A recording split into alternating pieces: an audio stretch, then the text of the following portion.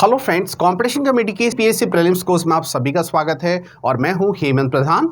आइए फ्रेंड्स, आज हम देखते हैं सिविल सर्विस एग्जाम के पॉइंट ऑफ व्यू से एक काफ़ी महत्वपूर्ण माने जाने वाले टॉपिक को, जिसका नाम है अंतरिक्ष प्रौद्योगिकी या स्पेस टेक्नोलॉजी। ये टॉपिक अपने आप में बेहद इंपॉर्टेंट हो जाता है, चाहे आप राष्ट्रीय स्तर का एग्जाम देखें चाहे राज्य स्तर का एग्जाम देखें, सभी में स्पेस टेक्नोलॉजी से क्वेश्चंस ऑलमोस्ट पूछे ही जाते हैं।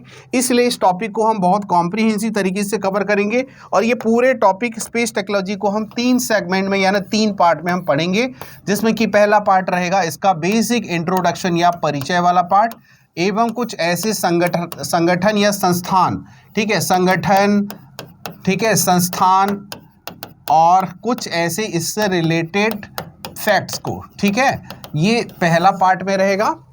दूसरा महत्वपूर्ण पार्ट रहेगा हमारा जो रहेगा प्रक्षेपण यान प्रौद्योगिकी, प्रक्षेपण यान टेक्नोलॉजी या लॉन्चिंग व्हीकल टेक्नोलॉजी।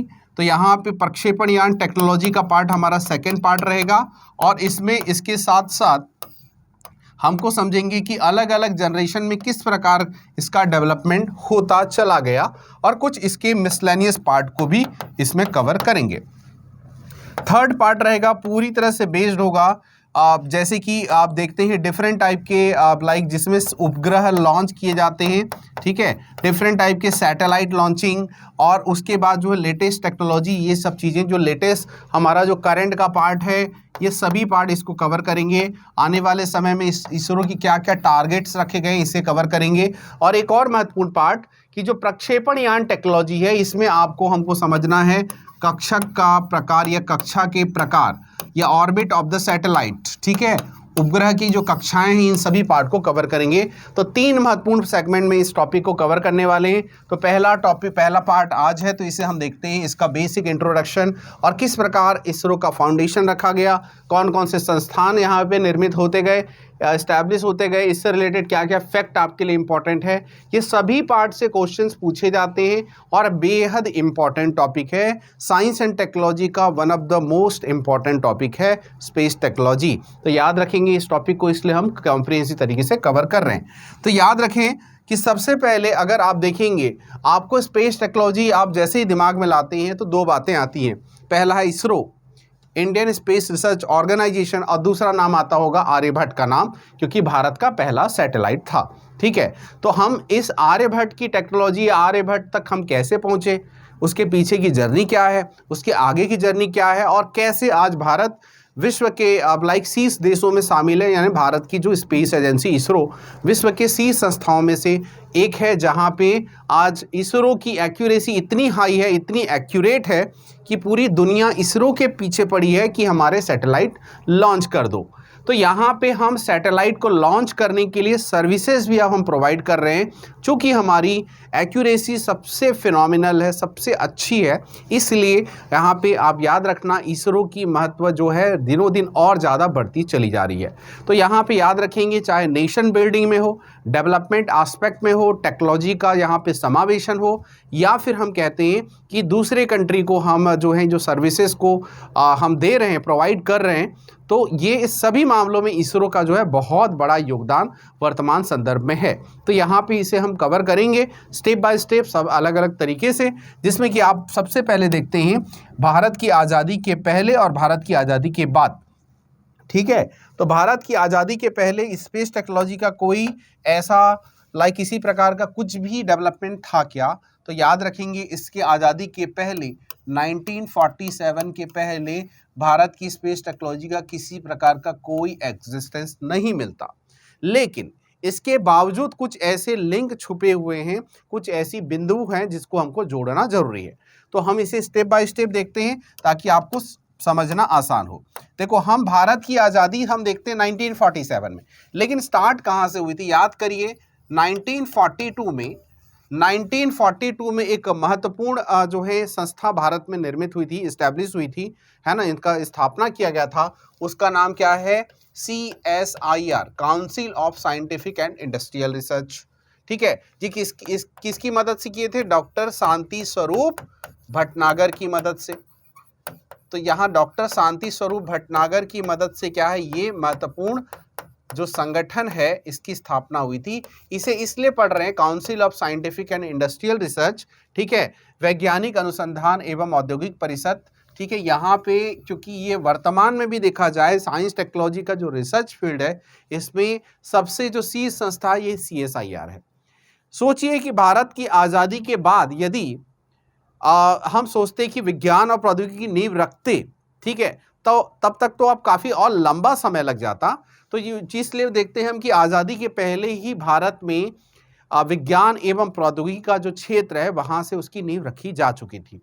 तो 1940 का दशक इसलिए कहा जाता है कि evolution of modern science and technology originate from that 1940 decade.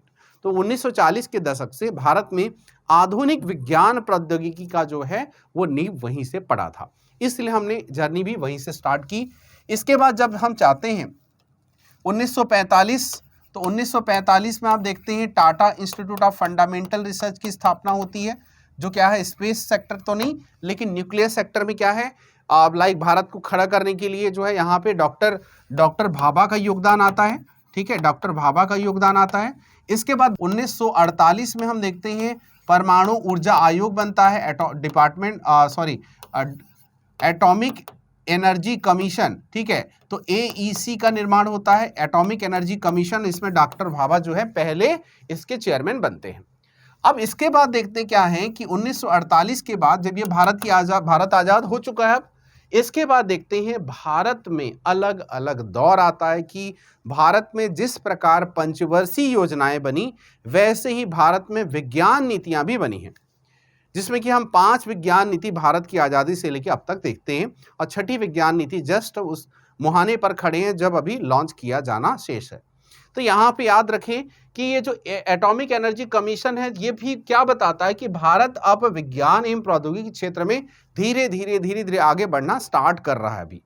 अभी हमारे पास कोई अचीवमेंट नहीं था हमारे पास, हम लेकिन अपनी साइंस एंड टेक्नोलॉजी की जर्नी जो है स्टार्ट यहाँ से करना स्टार्ट करते हैं, मतलब प्रारंभ करते हैं, ये इनिशियल बिंदु होता है।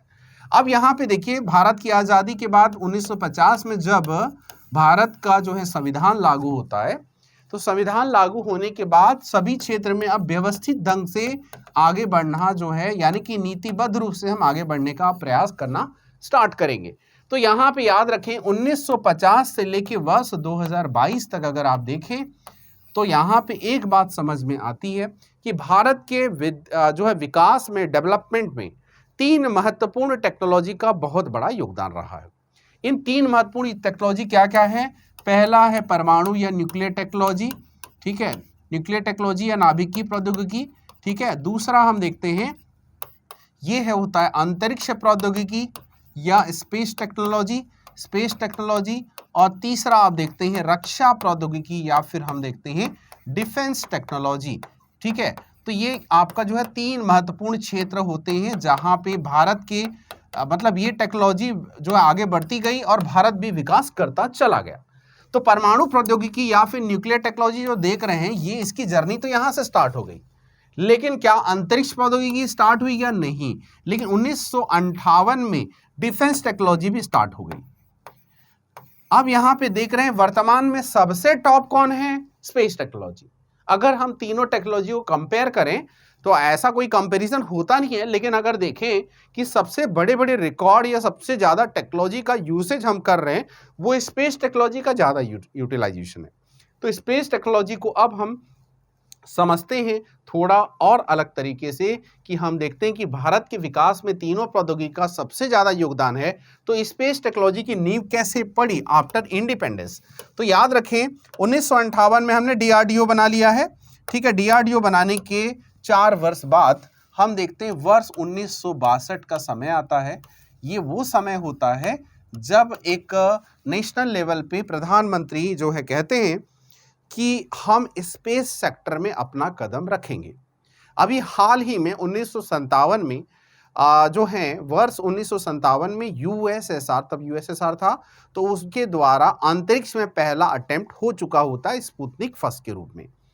तो उस स्पुतनिक फर्स्ट जो है 1957 में वो अंतरिक्ष में जा चुका होता है, ठीक है। उसके बाद यूरी जो है लाइका जो एक फीमेल डॉग थी, फिर यूरी गागरिन 1961 में लाइक अंतरिक्ष से लौट के आ चुके होते हैं। तब तक भारत में अंतरिक्ष के क्षेत्र में किसी प्रकार का कोई भी गतिविधि नहीं हुआ होता है।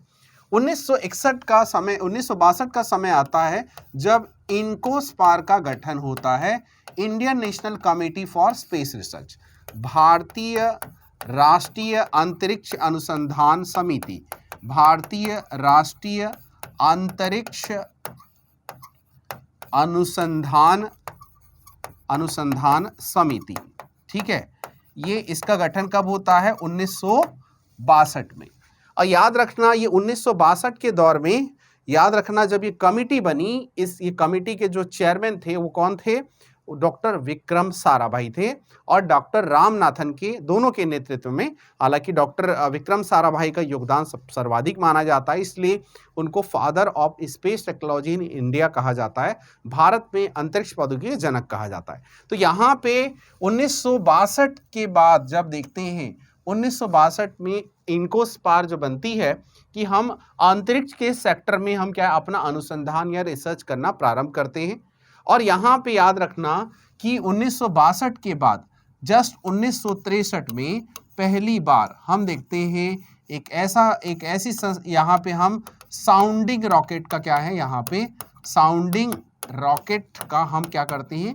प्रक्षेपण करते हैं। ये साउंडिंग रॉकेट का नाम क्या है? Nike Apache. ये एग्जाम में आपको पूछा जाता है, तो याद रखें ये साउंडिंग रॉकेट का नाम क्या है? Nike Apache. इसे कहाँ छोड़ा जाता है? छोड़ा जाता है TERLS, Thumba equatorial rocket launching station. ठीक है, Thumba equatorial rocket launching station. तो Thumba is the place near Thiruvananthapuram, वहाँ पे क्या है? ये साउंडिंग रॉकेट छोड़ा जाता है। ठीक है, इतना दूर समझ में आ गया आप सभी को? ये कमेटी जब 1963 में एक साउंडिंग रॉकेट जो इंपोर्टेड होता है दूसरे देशों के द्वारा, जो हम लाए होते हैं, इसे क्या है? लॉन्च करने का प्रयास करते हैं। कुछ किलोमीटर जाता है, कुछ समय बाद वो वापस आके ज़मीन में गिर जाता है, डिस्ट्रॉय हो जाता है। लेकिन ये हमारा अंतरिक्ष में पहला अटेम्प्ट था। याद रखना, भले हम इंडिजिनस ये नहीं था, भारतीय स्वदेशी नहीं था, लेकिन अभी तक हम अंतरिक्ष में हमारा पहला कदम कब रख लेते हैं? 1963 में। इसके बाद समय आता है फाइनली कि वो दिन आता है 1969। ये 1969 का 15 अगस्त 1969 को हम सबसे जो है यहाँ पे देखते हैं इंडियन स्पेस रिसर्च ऑर्गेनाइजेशन का गठन होता है। मतलब ये जो इनकोस्पार कमेटी है, साउंडिंग रॉकेट छोड़ती है Thumba equatorial rocket launching station से, फिर एक और जो है संस्था, एक और जो है यहाँ पे सेंटर का निर्माण होता है, इसमें SSTC कहते हैं, वो इम्पोर्टेंट नहीं है। इसके बाद देखते क्या है, यहाँ पे लॉन्चिंग के बाद 15 अगस्त 1969 को इंडियन स्पेस रिसर्च ऑर्गेनाइजेशन का गठन हो जाता है। अब ये जो गठन होता है, अभी तक हमारे पास ना ही अंतरिक्ष विभाग था, ना हमारे पास अंतरिक्ष विभाग था, ना ही हमारे पास आयोग था। तो यहाँ पे याद रखेंगे ये दोनों विभाग नहीं थे, विभाग भी नहीं था, स्पेस डिपार्टमेंट भी नहीं था, स्पेस कमीशन भी नहीं था, लेकिन इसरो का गठन कर दिया गया। और इसे किसके अंदर लाया गया? इसे लाया गया था, है ना, किसके अंदर लाया गया था? डिपार्टमेंट ऑफ एटॉमिक एनर्जी के अंदर लाया गया था। ये डिपार्टमेंट ऑफ एटॉमिक एनर्जी का गठन कब हुआ था? 1954 को हुआ था। ठीक है, 1954 को हुआ था। इसके अंतर्गत हम अभी क्या रखे? इसरो को रखे हुए हैं और भारत में इसरो का गठन हो चुका है। अब सोचिए कि 1957 में 1961 में क्या देखते हैं, अलग अलग समय में रशिया जो है अपना जो है रिकॉर्ड बनाते चल रहा है, स्टार्ट कर दिया है स्पेस में। वहाँ पे स्पेस में पहला मानव भी भेज चुका है, यूरी गागरिन को। उसके बाद 1969 में अमेरिका के द्वारा अपोलो 11 भी जो है वहाँ पे भेजा जा चुका है। अपोलो 11 मतलब मून पे जाना। आप सोच रहे हैं कि ये मून पे जा चुके हैं और हमारा अभी इस्टेब्लिशमेंट ही बस हो रहा है 1969 के दौर में। लेकिन जैसे ही हम यहाँ पे इसका गठन करते हैं, इसके बाद जो है वर्ष 1972 में इन दोनों का जो है गठन कर दिया जाता है 1972 को। तो 1972 को स्पेस डिपार्टमेंट, स्पेस कमीशन दोनों ही ले आया जाता है। अब यहाँ इसरो को जो है अब अंतरिक्ष विभाग के अंतर्गत जो है ले आया जाता है 1972 में। तो अब यहाँ क्या बन गया? भारत में इसरो का गठन हो गया। स्पेस डिपार्टमेंट बन गया, स्पेस का कमीशन बन गया। जब भी किसी भी टेक्नोलॉजी का अगर डेवलपमेंट देखेंगे तो उसका डिपार्टमेंट है, कमीशन है, तो वो चीज़ें फिर तेज़ी से आगे बढ़ती हैं। तो भारत में भी वही हुआ।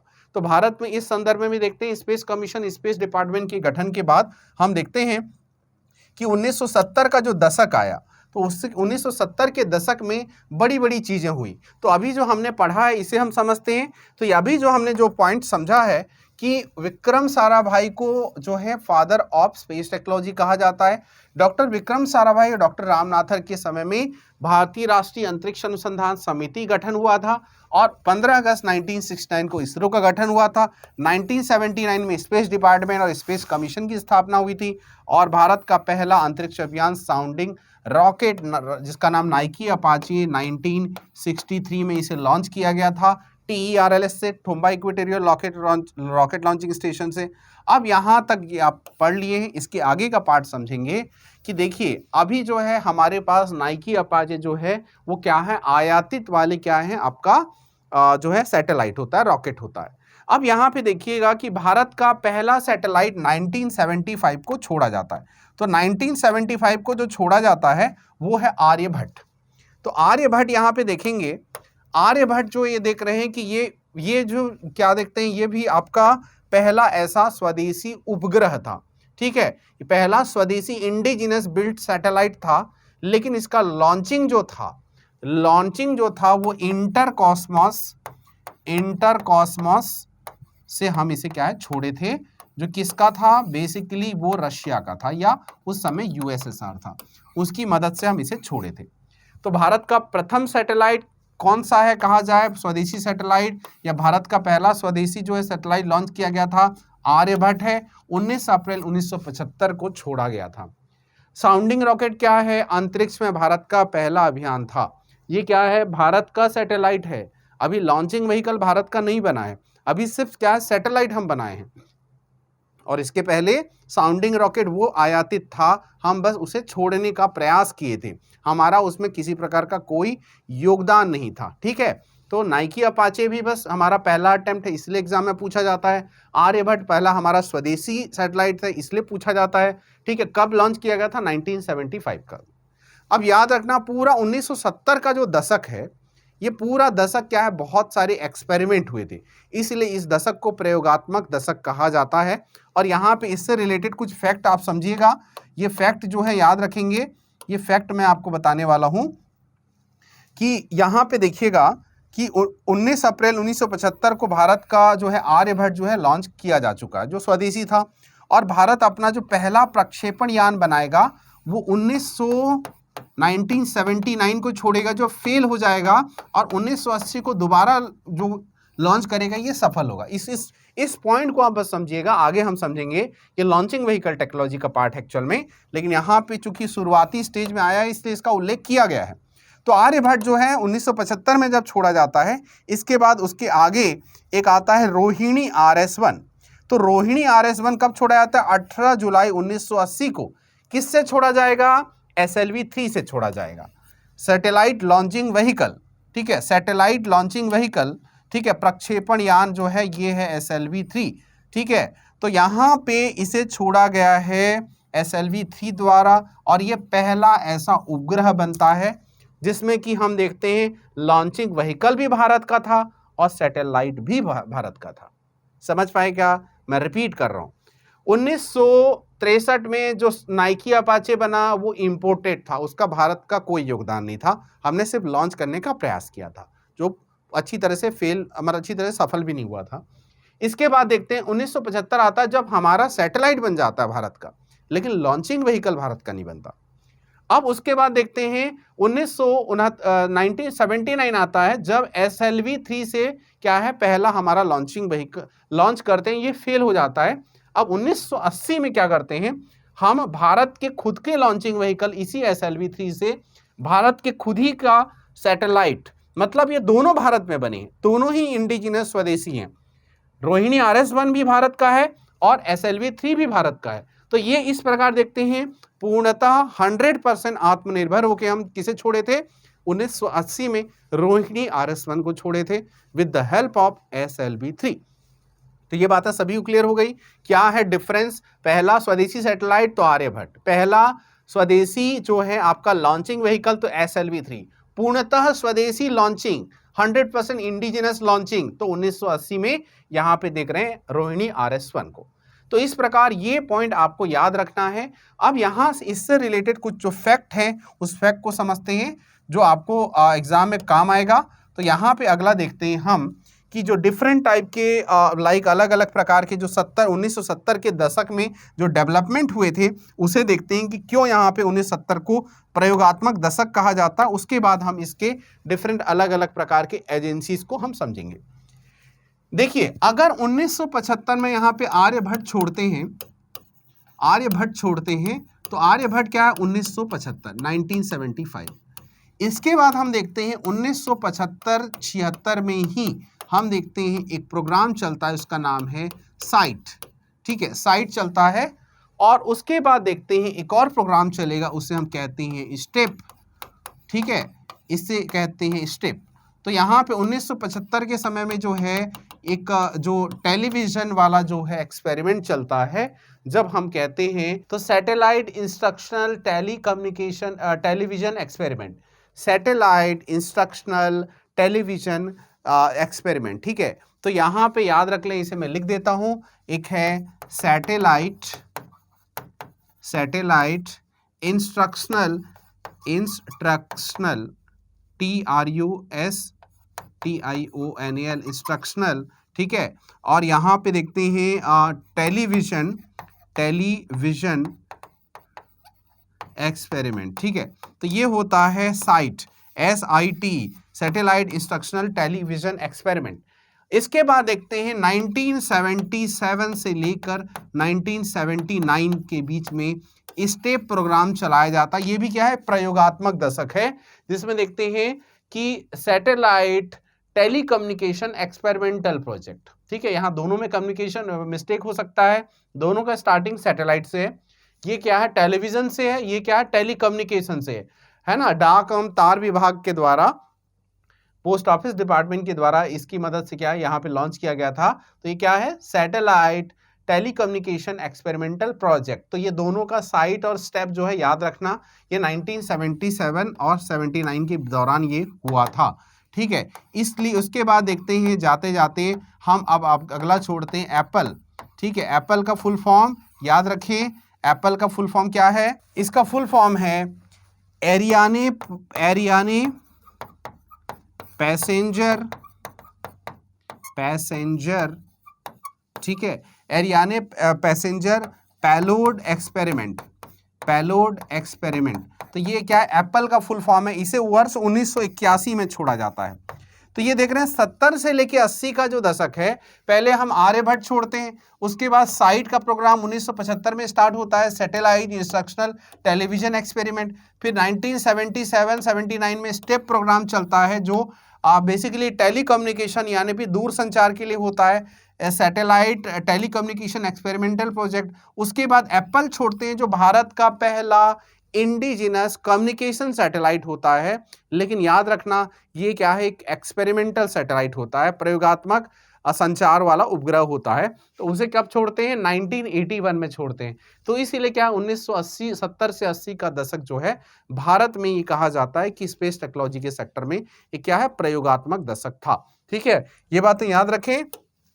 अब भारत में इसरो का गठन हो चुका है। तो भारत जिस प्रकार इसरो भारत की अंतरिक्ष एजेंसी है, वैसे विश्व में और कौन कौन से देश हैं जिसकी स्पेस एजेंसी का नाम आपको पूछा जा सकता है एग्जाम में। तो नासा USA की स्पेस एजेंसी है, रॉसकॉस्मोस क्या है, रशिया की स्पेस एजेंसी है। ठीक है, और CNAS जो है आपका चाइना का जो है, चाइना नेशनल स्पेस एडमिनिस्ट्रेशन, ये क्या है आपका चाइना का स्पेस एजेंसी है। यूरोपियन स्पेस एजेंसी का नाम जो है यहाँ पे देख रहे हैं ESA नाम है। इसके बाद जापान स्पेस एजेंसी का नाम देख रहे हैं, जापान एरोस्पेस एक्सप्लोरेशन एजेंसी, ये क्या है, जापान का है। तो इसे भी आप जरूर याद रखें, यहाँ से भी आपको क्वेश्चंस पूछे जा सकते हैं। ठीक है, तो ये क्या है, स्पेस एजेंसी के नाम है। अब क्या देखते हैं कि भारत में अगर आप देखें कि इसरो के जो डिफरेंट अलग अलग समय में चेयरमैन रहे हैं, तो भारत में इसरो के चेयरमैन सबसे प्रथम कौन थे? डॉक्टर विक्रम साराभाई। इसलिए इनको क्या कहा जाता है? भारत में अंतरिक्ष के सेक्टर में जनक कहा जाता है ना। यहाँ पे याद रखें, father of space technology in India किनको कहा जाता है? विक्रम साराभाई को कहा जाता है। और यहाँ पे उनका दौर था, ये देखिए 1963 से लेके आपके 71 का दौर, जब यहाँ पे देख रहे हैं कि भारत में कि इनकोस्पार जो बना था उसी समय बना था 1962 के समय में।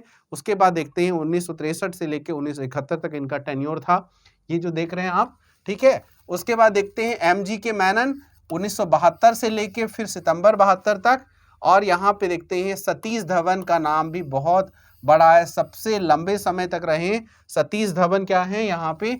फिनोमिनल जो है स्पेस साइंटिस्ट हैं। ये सभी साइंटिस्ट जो है अपने आप में काफ़ी रिनाउंड है, काफ़ी बड़े बड़े साइंटिस्ट हैं। सोचिए कि कुछ सेकंड के अंतराल में थोड़ा भी मिस्टेक होता है तो स्पेस प्रोग्राम फेलियर हो जाता है। तो कितनी ज़्यादा एक्यूरेसी, कितना ज़्यादा कैलकुलेशन या कैलकुलेटिव रहा होगा ये पूरा स्पेस टेक्नोलॉजी का कंप्लीटली लाइक पूरा प्रोजेक्ट। तो इन सभी प्रोजेक्ट को लीड करने वाले ऐसे साइंटिस्ट को वास्तव में हम पूरे भारत में हम बहुत गौरव के साथ इनका नाम ले सकते हैं। तो ये है डिफरेंट अलग अलग प्रकार के भारत में इसरो के चेयरमैन, ठीक है। आपको एग्जाम में बस पूछा जा सकता है कि इनमें से कौन इसरो के चेयरमैन रहे हैं और कौन नहीं रहे हैं। और लेटेस्ट में कौन जो चेयरमैन है उनका नाम है यहाँ पे एस सोमनाथ, ठीक है, जो 10वें नंबर में इसरो के चेयरमैन हैं। यहाँ पे देख रहे हैं उसके पहले डॉक्टर के सिवन साहब थे जो जनवरी 2022 में रिटायर हुए। उसके बाद एस सोमनाथ साहब जो है उसे ज्वाइन किए हैं नए चेयरमैन के तौर पे, जो 10वें नंबर के चेयरमैन है, ठीक है। तो सबसे लंबे समय तक चेयरमैन कौन है? सतीश धवन 1972 से लेकर 1984। प्रोफेसर यू आर राव 1984 से लेकर 1994 तक, ठीक है। उसके बाद देखते क्या है, डॉक्टर के कस्तूरी रंगन 1994 से 2003, जी माधवन नायर 2003 से 2009। इसी समय क्या है, चंद्रयान फर्स्ट जो है लॉन्च किया गया था, ठीक है, चंद्रयान फर्स्ट। उसके बाद डॉक्टर राधाकृष्णन, के राधाकृष्णन, इनके समय में मार्स ऑर्बिटल मिशन जो है लॉन्च किया गया था।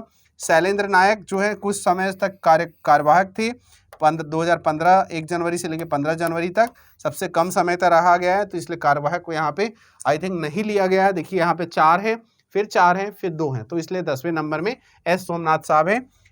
एस किरण कुमार 15 से लेकर 18 तक, और 15 जनवरी 2018 से 2022 जनवरी तक कौन है? डॉक्टर के सिवन।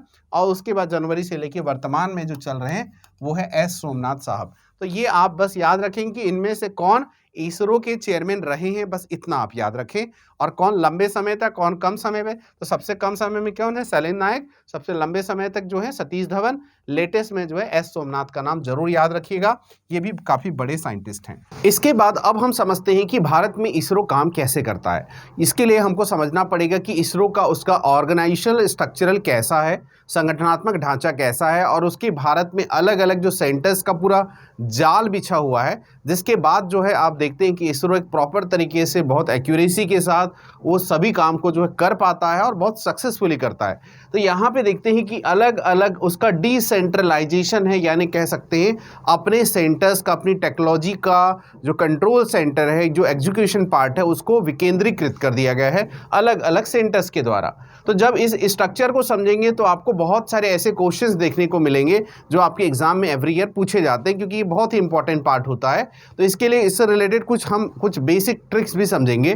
तो सबसे पहले देखते हैं इस ऑर्गेनाइजेशन स्ट्रक्चर को, जिसमें कि हम देख रहे हैं कि सबसे टॉप में हेड कौन होंगे? प्राइम मिनिस्टर होते हैं। और वहाँ पे देख रहे हैं उसके नीचे देख रहे हैं कि डिपार्टमेंट ऑफ स्पेस होता है, यानी कि अंतरिक्ष विभाग होता है। और यहाँ पे देख रहे हैं स्पेस कमीशन होता है। तो स्पेस कमीशन ही जनरली जो होती है, कौन से बड़े बड़े प्रोजेक्ट हैं जैसे चंद्रयान, गगनयान जैसे बड़ी बड़ी चीज़ें जो छोड़ी जानी है, तो वो सब क्या है वहाँ प्लानिंग होती है, ठीक है। यानी कि उसकी जो फंडिंग से लेकर वो सभी चीज़ें जो है वो इसरो कमीशन में होता है, अंतरिक्ष आयोग में होता है। और डिपार्टमेंट ऑफ स्पेस में क्या है, ऑलमोस्ट ये सभी साइंटिस्ट होते हैं और उसके एम्प्लॉयज़ होते हैं। और यहाँ पे कौन देखते हैं कि जो सीनियर साइंटिस्ट बैठते हैं और जो पॉलिसी मेकर होते हैं, नीति निर्माता होते हैं, वो कहाँ बैठते हैं? स्पेस कमीशन या अंतरिक्ष आयोग में बैठते हैं।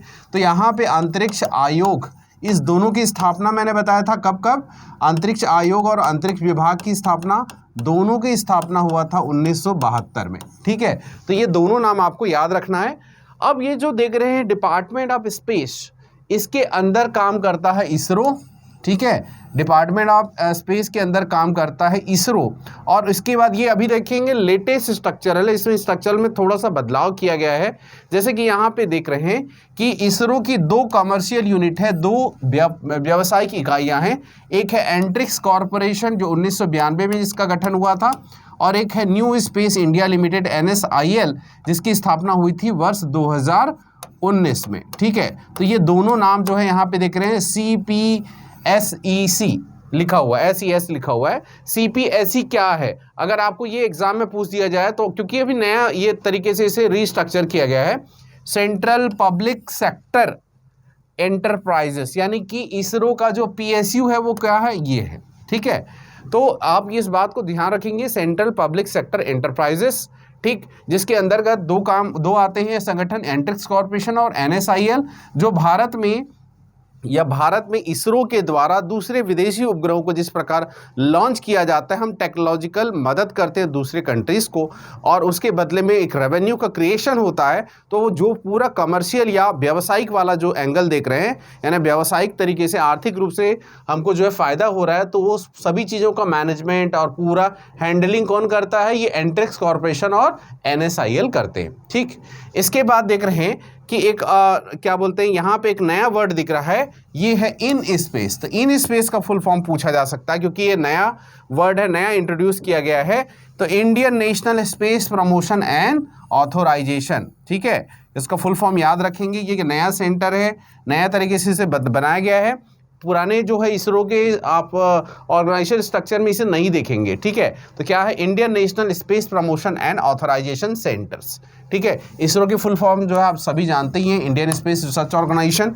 1969 को इसको जो है इसका गठन हुआ था 1969 में। ठीक, इसके बाद देखते हैं इसका कुछ ऑटोनोमस बॉडी है, स्वशासी, या यहाँ पे देखते हैं स्वशासी, उसकी जो है कुछ बॉडी है, निकाय है, जिसमें देखते हैं PRL, physics research laboratory, PRL, इसका हेडक्वार्टर कहाँ पे है या इसका सेंटर कहाँ पे, अहमदाबाद पे है।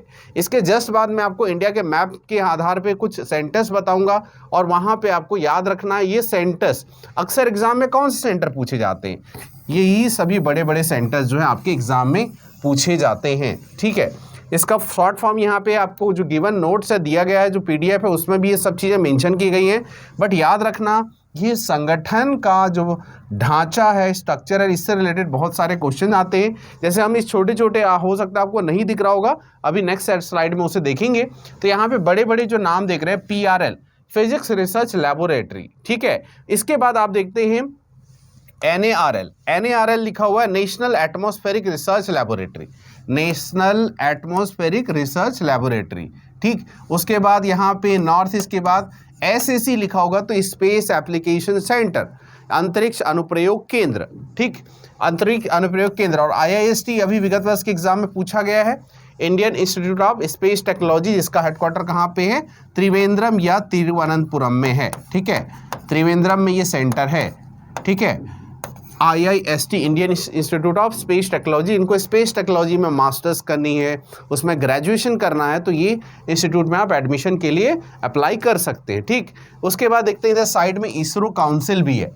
लेकिन अब हमको जो समझना है सबसे important examination point of view से, तो वो सभी वर्ड को देखेंगे, खासकर ये ISTREC का फुल फॉर्म भी पूछा हुआ है। ठीक है, तो यहाँ पे ISTREC का फुल फॉर्म अगर आप देखते हैं तो वो भी बहुत बार आपको अलग अलग एग्जाम में पूछा गया है। तो उसका फुल फॉर्म है ISRO telemetry tracking and command network. ठीक है, ISRO telemetry tracking and command centre. तो ISTREC का फुल फॉर्म यहाँ पे ये नोट कर लीजिएगा। ठीक है, उसके बाद जो space application centre SAC exam में पूछा जा चुका है, NRSC पूछा जा चुका है, नेशनल रिमोट सेंसिंग सेंटर्स पूछा गया है, URSC सेंटर पूछा गया है, कहाँ है पूछा जाता है, UR Rao space satellite centre जो है देखते हैं, यहाँ पे स्पेस सेंटर देखते हैं। ठीक है, तो ये आपको पूछा जाता है UR Rao satellite centre, URSC जो है पूछा जा चुका है, SDSC ठीक है, सतीश धवन स्पेस सेंटर पूछा जा चुका है, सतीश धवन अंतरिक्ष केंद्र।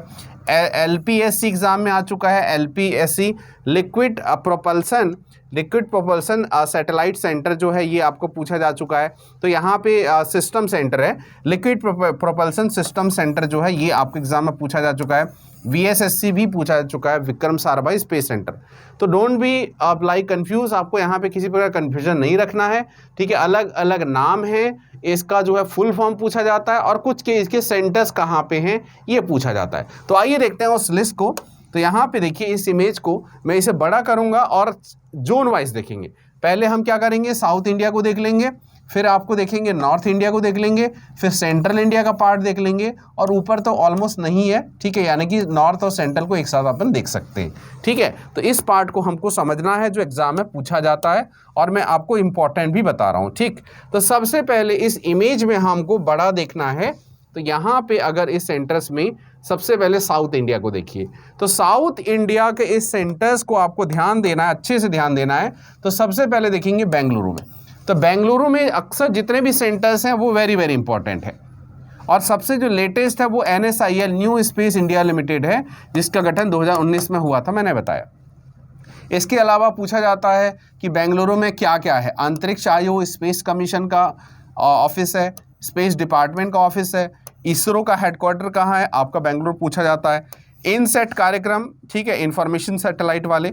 एंट्रिक्स कॉर्पोरेशन, देखिए एंट्रिक्स कॉर्पोरेशन व NSIL दोनों व्यावसायिक इकाई जो है आपकी कमर्शियल यूनिट कहाँ पे है, इसी जगह पे स्थित है, ठीक।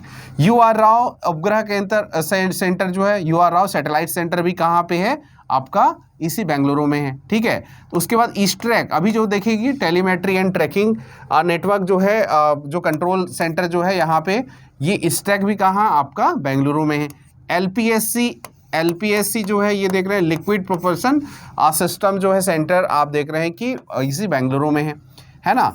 और यहाँ पे दक्षिणी RRS से लिखा हुआ है, तो रीजनल रूरल सैटेलाइट सेंटर, ठीक, रीजनल रूरल सैटेलाइट सेंटर। तो आपको यहाँ पे ये बेंगलुरु का पूरा अच्छे से ध्यान रखना है, ठीक।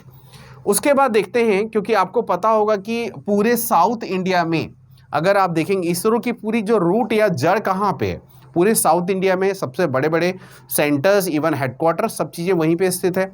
अब यहाँ पे क्या देखते हैं कि बेंगलुरु के पास ही कुछ एक जगह है, इसका नाम है हासन, ठीक है। उस वहाँ पे MCF है, मास्टर कंट्रोल फैसिलिटी, ठीक है, मास्टर कंट्रोल फैसिलिटी MCF का जो है यहाँ पे लाइक का उसका सेंटर है, ठीक है। उसके बाद देखते हैं बयलालू लिखा हुआ है, तो बयालू है, आप उसे करेक्ट कर लीजिएगा। Indian deep space ISDN, Indian deep space network जो है ये ISDN पूछ है। उसके बाद देखते हैं ISDC, भारतीय अंतरिक्ष विज्ञान डेटा केंद्र, ठीक है। तो ये जो है सेंटर्स है साउथ के हैं। वैसे ही देखते हैं जो एग्जाम के लिए इंपॉर्टेंट, देखो मैंने अभी बताया कि बेंगलुरु इंपॉर्टेंट है, वैसे ही आपका श्रीहरिकोटा भी बहुत ज़्यादा इंपॉर्टेंट है, कई बार एग्जाम में पूछा जा चुका है। तो सतीश धवन स्पेस सेंटर कहाँ पे है, इसे श्रीहरिकोटा में है। उसके अलावा देखते हैं तिरुपति में क्या है, राष्ट्रीय वायुमंडलीय अनुसंधान केंद्र है ना, नेशनल एटमॉस्फेरिक रिसर्च लैब, ठीक है, ये आपका है कहाँ पे, आपका तिरुपति पे। तो यहाँ पे ये दूसरा इंपॉर्टेंट, मैं इसको सर्कल कर दे रहा हूँ। ये बड़े इंपॉर्टेंट वाले सेंटर खासकर देखेंगे, पूरा आपको रट्टा मारने की जरूरत नहीं है, ठीक है। उसके बाद देखते हैं महेंद्रगिरी इसरो प्रोपल्सन कॉम्प्लेक्स, और उसके बाद देखते हैं फिर से एक और इम्पॉर्टेंट सेंटर, ये है तिरुवनंतपुरम, जहाँ पे VSSC है, विक्रम साराभाई स्पेस सेंटर है। LPSC का एक और सेंटर है, लिक्विड प्रोपल्सन जो है सिस्टम सेंटर। उसके बाद देखते हैं इसरो जड़त्वीय प्रणाली यूनिट, ठीक है, इसरो इनर्शियल जो है सिस्टम यूनिट जो है यहाँ पे है, ठीक है। उसके बाद IIST जिसे Indian institute of space technology, भारतीय अंतरिक्ष विज्ञान एवं प्रौद्योगिकी संस्थान है, तो यहाँ पे इसको फिर से याद रखेंगे। आलुवा एक जगह है, वहाँ पे तमिलनाडु में ही अमोनियम परक्लोरेट प्रायोगिक संयंत्र, ठीक है, अमोनियम परक्लोरेट जो है यूज़ किया जाता है लॉन्चिंग व्हीकल्स में, ठीक है। तो यहाँ पे इसको बस याद रखेंगे, साउथ इंडिया के हैं। वैसे देखेंगे एक और नाम है, वो है हैदराबाद। तो हैदराबाद में याद रखना, ये भी आपके लिए इम्पोर्टेंट है, राष्ट्रीय सुदूर संवेदन केंद्र NRSC। तो NRSC देखो, सुदूर संवेदन वाले दो सेंटर्स हैं, उसको एक साथ आप कर लीजिए ताकि एग्जाम में आपको कंफ्यूजन ना हो। ठीक है। तो सुदूर संवेदन वाले एक ये नाम है, और वैसे एक और नाम देख रहे होंगे आपको यहाँ पे पड़ता है, वो है आपका देहरादून में, ठीक है। एक है यहाँ पे क्या है, राष्ट्रीय सुदूर संवेदन केंद्र NRSC, ठीक। और यहाँ पे देख रहे हैं कि भारतीय सुदूर संवेदी संस्थान Indian institute of remote sensing, ठीक है। तो ये यहाँ पे याद रखना, इसका मैं ट्रिक बताया हूँ। इसका ट्रिक ये याद रखेंगे, आप क्या जा रहे हैं, नेशनल हाईवे में जा रहे हैं और आपको ट्रैफिक पुलिस ने पकड़ लिया और आपको ID मांगा, ठीक। तो नेशनल से स्टार्ट होने वाला नेशनल रिमोट सेंसिंग सेंटर, तो नेशनल से स्टार्ट होने वाला का हेडक्वार्टर हैदराबाद होगा, और IIID है ना, Indian institute of remote sensing जो है I से स्टार्ट होने वाला का हेडक्वार्टर देहरादून होगा। तो नेशनल हाईवे में जा रहे हैं, आपको ट्रैफिक पुलिस ने पकड़ लिया, तो आपको क्या है, ID मांगा गया, तो फिर आप ड्राइविंग लाइसेंस वगैरह दिखाएंगे, समथिंग लाइक दैट। तो नेशनल हाईवे और ID से याद रखेंगे, नेशनल रिमोट सेंसिंग सेंटर तो यहाँ पे हैदराबाद, और Indian institute of remote sensing centre जो है अगर आपको पूछा जाए तो वहां पे आपको याद रखना है देहरादून को टिक करना है। ये एग्जाम में पूछा जा चुका है, CGPSC, Madhya Pradesh PSC, UPSC सभी एग्जाम में पूछा जा चुका है, क्योंकि ये कंफ्यूजन क्रिएट करता है, इसलिए याद रखेंगे, कभी कंफ्यूजन नहीं होगा। ये बातें सभी क्लियर हो गई। अगर हम ये समझ गए हैं तो उसके बाद देखते हैं नॉर्थ ईस्ट की कम से कम एक या दो सेंटर ऐसे हैं, जैसे कि शिलोंग में एक सेंटर है, ये नॉर्थ ईस्ट स्पेस एनी जो है लिखा हुआ है, एनी एक नाम होता है नॉर्थ ईस्ट, और ये स्पेस एप्लीकेशन नॉर्थ ईस्ट का है, ठीक है। वैसे यहाँ पे देखते क्या है कि आप इस कोलकाता को भी अगर उसके पास में ले लेंगे तो पूर्वी रीजनल रूरल सैटेलाइट सेंटर, ठीक है, पूर्वी रीजनल रूरल सैटेलाइट सेंटर, तो उतना इंपॉर्टेंट ये नहीं है, ये नहीं है, बस याद रखना ये इंपॉर्टेंट है, ये इंपॉर्टेंट है, आपके हैदराबाद का इंपॉर्टेंट है, ठीक। वैसे सेंटर में आपका भोपाल भी इंपॉर्टेंट है। इसका एक और है मास्टर कंट्रोल फैसिलिटी, मुख्य नियंत्रण सुविधा है, ठीक। तो ये भी आपको याद रख लेना है। देन आफ्टर अगर आप देखते हैं सीधा सीधा आप आते हैं, वेरी वेरी इंपॉर्टेंट, अहमदाबाद।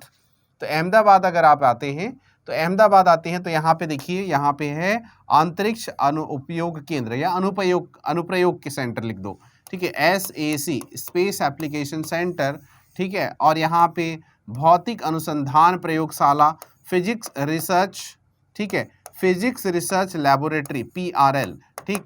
ये एग्जाम में भी पूछा जा चुका है, ये बड़े इंपॉर्टेंट नाम है। और उसके बाद डेकू है, डेवलपमेंट एंड और विकास और शैक्षिक संचार यूनिट, ठीक।